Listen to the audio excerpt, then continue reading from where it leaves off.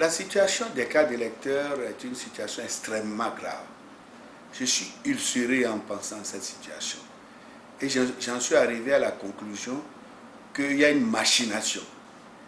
Parce que je voudrais vous rappeler que les dispositions du code électoral indiquent clairement que une carte d'électeur a une durée de validité de 10 ans. Et cette carte, la première carte que nous avons eue, a été émise, a été distribuée en 2015. Donc, c'est une carte qui est encore valable.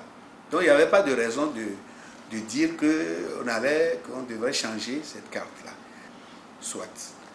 Nous avons entendu, cela nous a surpris, mais nous nous sommes dit s'il ne faut pas faire de procès d'intention.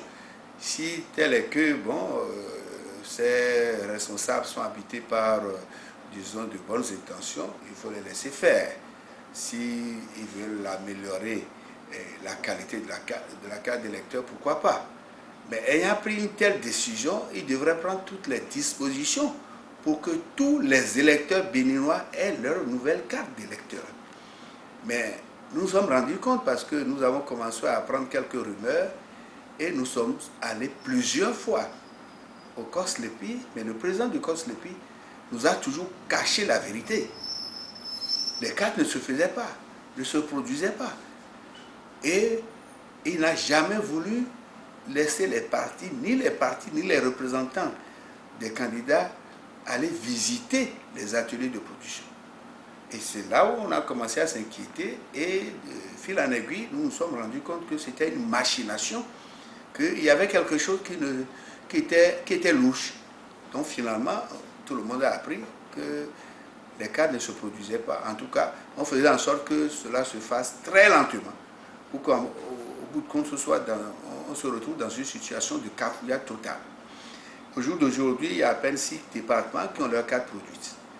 Les départements du Mono-Koufou n'ont pas leurs cartes produites, les départements de l'Atakura, de la Gonga n'ont pas leurs cartes produites, etc., etc. Donc tout compte fait, à ce jour, à peine 6 départements ont leurs cartes produites.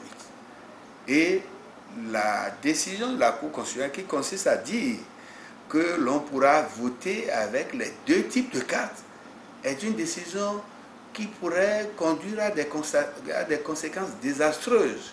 Donc, nous sommes extrêmement inquiets.